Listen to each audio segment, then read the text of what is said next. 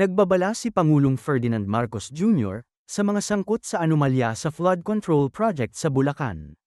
Sobrang nadismaya at nagalit ang Pangulo matapos matuklasan ang malaking anomalya kabilang na ang mga tinaguriang ghost projects na umano'y kumain ng bilyon-bilyong pondo ng gobyerno.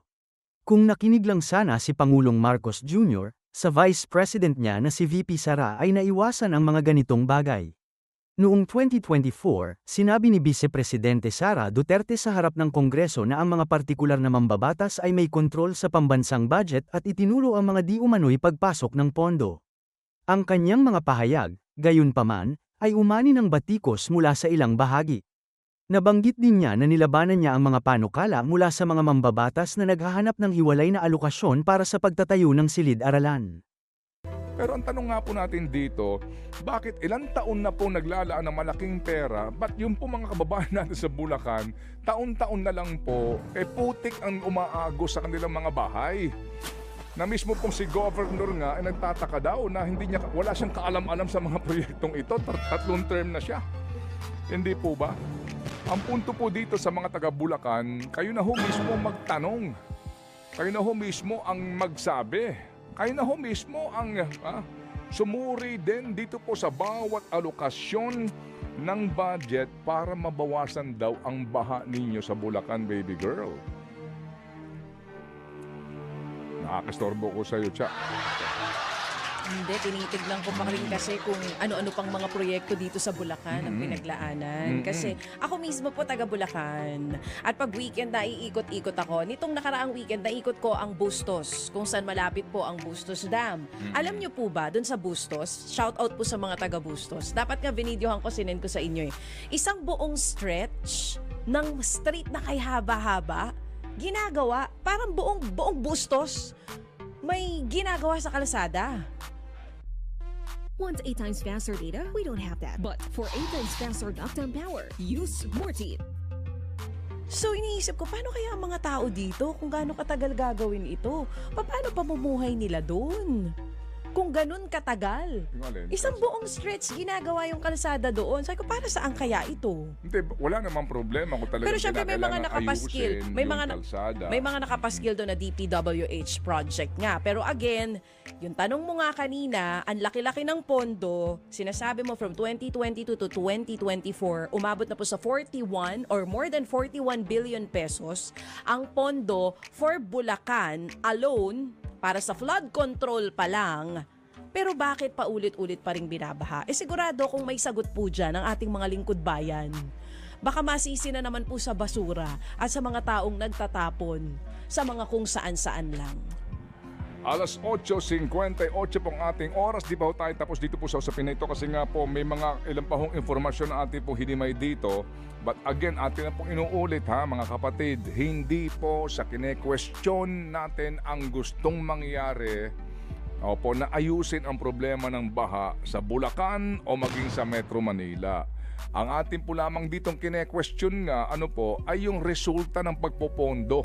Hindi po ba? Yung pong talaga ho bang nararamdaman itong napakalaking perang nilalaan natin sa mga proyektong ito? Yan po ang ating pagka-question dito ho.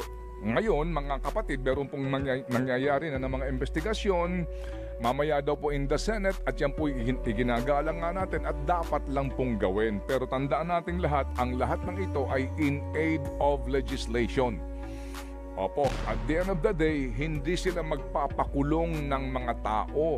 But they can recommend sa kanilang committee report na gagawin. Magkano so far kapag pinagsama-sama natin na ang total na nakalaan na pera para sa flood control projects for Region 3? For 2022, ito po ay 29 billion 969 million 537,000 pesos.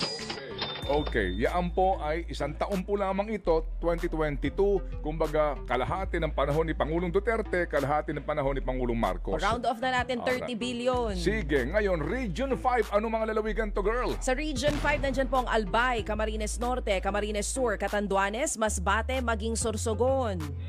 Magkano ang kanilang inilaan na pera 25 billion 342 million 860,000 pesos. Metro Manila NCR, as we all know, ano po, itong mga 17 cities sa Metro Manila, magkano ang total sa lahat ng mga tinaguriang flood control projects? 23 billion 607 million 877,000 pesos. Okay, samantala po naman sa Region 4A, ano mga probinsya ito? Batangas, Cavite, Laguna, Quezon at Rizal. Malaki din po ang total budget for 2022 ay umabot sa 19 billion 327 million 796,000 pesos.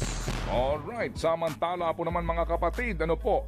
Region 4A po iyon. And Yes. yung pong panglima ay Region 1. Ano itong mga Ilocos lalawigan? Region. Kasama po dyan ang Ilocos Norte, Ilocos Sur, La Union at ang Pangasinan. Okay, ngayon mga kapatid, yan po ay 2022 pa lamang. 2023. Ang top regions mga kapatid ay eto ha. Opo, ang number 1 pa rin, Region 3. Magkano ang kanilang total? Ba, mas malaki na. Parang dumoble. Mm-hmm. 44 billion 486,100 o 486 million 132,000 pesos. Galing po yan sa almost 30 billion noong 2022. Naging 44 billion. 44.4 billion. Region 5 ang number 2, baby girl. Sila pa rin. Magkano na? Mula po sa 25 noong 2022, ito po ay naging 29 billion 524 million 79,000 pesos. At ang naging number 3 ay Region 4A. Kinabog na po ang NCR. Ang Region 4A galing lang sa 19 billion pesos, naging 24 billion 975 million 208,000 pesos. Aba, nakasingit ngayon. Top 4 ang Region 7. Ito po ay Central Visayas, Cebu at Bohol po ang kasama dyan. Kung saan Pumasok sa top 5. Ngayon po, sa Cebu may kontrobersya. Meron pong isang flood Dahil- control project doon na gumuho, mga kapatid. Riprap naman ang nirereklamo doon. Kagagawa lang po, gumuho naman po. Region 7, magkano ang total? 23 billion 125 million 258,000 pesos. At Metro Manila ang panglima, magkano? Ang Metro Manila po galing lamang sa 23 billion. Bumaba ang budget nila for 2023. Naging 22 billion 403 million 946,000 pesos. Pero yung pinapagit mong bumaba, mga kapatid, gaano ba nila kabilis na gasta for Metro Manila noong 2022 ang 23 bilyones pesos. Ngayon, ito po yung 2024, mga kapatid, na allocation. Ito po tayo. Number 1 pa rin ang Region 3. Magkano? Ba, eto na talaga. Eto na talaga, humawak na po kayo sa inyong mga kinauupuan. Galing po sa budget na 44.4 billion pesos. Pero sa taong 2024, ito po ay naging 65 billion. 2024, ito ay 62. 62 billion. Yan. Kita mo, sa sobrang dami ng numbers, nagugulat kayo, di ba? Galing po yung budget nila sa 44 lang.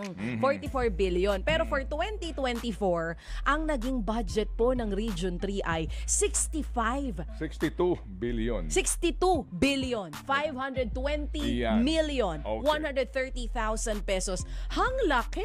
Alright, ngayon, Region 5 ang pangalawa. Magkano? Sila pa rin ang top 2. Ngayon po, from 29 billion, naging 31 billion 989 million 812,000 pesos. Okay, ang number 3 ay NCR. Magkano? Ang NCR, from 22 billion lang noong 2023, naging 27 billion Okay. 336 million 544,000 pesos. Okay, and ang Region 1 ang naging number 4. 26 billion 765 million 635,000 pesos. Okay, at ang number 5 ay Region 4A. Ba, eto na. Anong mga lalawigan to Region 4A? Region 4A, Batangas, Calabarzon po yan. Batangas, Cavite, Laguna, Quezon at Rizal. Ang Okay. kanila pong 2024 budget for flood control ay 26 billion 444,105,000 pesos. Nakita ho ninyo mga Dami kapatid. nating pera for flood control. Relax ka lang dyan, baby girl. Dahil nga sa ngayon, yung summary po nito para lang ho lamang, kasi nga Central Luzon po pinag-uusapan natin number 1. Ngayon, puntahan lang po natin specifically yung Bulacan. Kasi po sa record mismo po sa ating ginawang pag-aaral ng ating sarili pong research team dito, okay, in 2022, Bulacan's allocation was 24.56% of Region 3's Flood Management Fund. Ito po yung Flood Management Program na budget. In 2023, Bulacan's allocation was 42.70% ng kabuuang Region 3 budget. In 2024, Bulacan's allocation was 40.91%. Kaya talaga namang may lumalaki ang butas ng ilong ng gagalaiti, mga kapatid. Bakit pinababayaan ang Bulacan? Ang laki pala ng pera ng Bulacan. Hindi po ba? Okay, ngayon, 2024 po ito. 2025, mga kapatid, no? Nagkaroon po tayo ng computation dito.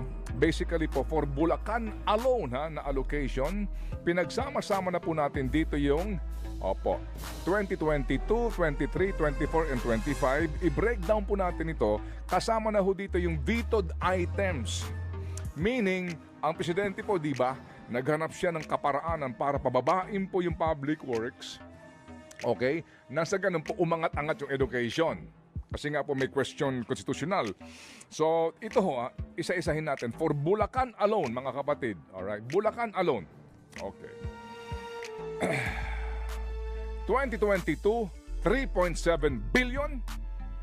2023, 11.9 billion. 2024, 14.6 billion.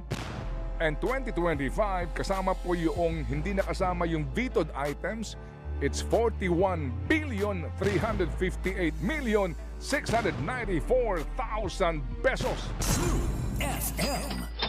Napakalaking pera nito sa Bulacan pa lang po ito. Total number of flood-related projects for Bulacan from Central Office under, ito lang po ay doon sa flood management. Hindi pa kasama yung SIC, yung BPI, yung SAGIP, tama? Hindi pa kasama dito yung SIPAG, SIPAG, hindi sa GIP, Okay. SIPAG. Tsaka yung Opo. BIP or BIP. 2022, 34. 2023, 108. 2024, 160. And 2025, 114 projects. Eto na tayo ngayon. SIPAG. Opo. Detalyihin po natin to. Ayun. Kaya nga ho kami gumawa din po dito. May graphics tayo ngayon dito. Napakahirap nga po nating himay-himayin to at baka ho tayo abutin bukas, no? Dito po sa ating pong pag-present nito pong ginawa nating pag-aaral. Basically po, bigyan mo kami ng halimbawa, 2022 na graphics natin dito. Opo, kung paano po nila ito binibiyak-biyak. Hindi ho ba sinasabi na ang estilo nitong taga-DPWH siguro din po sa mga katuwang nila dito. Sabi nga ni Secretary Bunuan yung mga nagsasayaw po ng tango. Lagay mo nga sa graphics ito. Yung 2022, opo, galing po ito sa Central Office na ating pong dokumento. Meaning, Central Office po, yung pong pag-allocate ng budget, no? Mga flood control along Bulo River, opo, sa San Miguel, Bulacan, Balagtas River, etc. etc. Okay? Asa na yung ating graphics? Yon, siguro. Bago magpasko siguro, no? Medyo may lalabas na natin yan para meron tayong napapanood ang ating mga kasamahan po na nanonood ngayon sa 1PH o maging sa Signal TV. Ito na, nailabas na. Hindi yan. Hindi ito. Okay. Kasi nga sinasabi nga natin dito, hango doon sa ating unang binuo bago itong pinakadulo. Okay. Anyway, kapag po natin inisa-isa ito, makikita po natin na kung susuriin po natin, meron pong mga ilog. Iisa lang naman yung ilog pero biniyak-biyak po yung mga proyekto. Ito na yung parang sinasabi ni Governor Dolor. Chinap-chap. Chinap-chap. Chinachap-chap daw. Okay, sige. Bakit Kasi chinachap-chap? kasi po ngayon dito, ang hawak nga natin ay 2022, 2023, yung paghimay-himay po nitong mga proyekto. Nakita ho Eto ninyo? na. Yan. Ayan. Ano yan? Kasi masyadong maliit. Page 290 to 296 Anong ng taon? GAA 2023, Volume Okay, 1C, sige. mga kapatid. Opo. Ito ho, halimbawa, 2023 ha. Ito po yan ha, halimbawa. 2023, page 290 hanggang 296. Yes. Okay. Example po lamang ha, construction of revetment wall at Barangay Piel, Santa Point 01, etc. Baliwag, Bulacan. 100 million. Ito po, sunod-sunod yan ha. Structures, San Miguel River, sunod-sunod po ito. Biniyak-biyak po nila ito, tig-100 milyon ang Correct. bawat isa. Isang lokasyon, San Miguel, Bulacan.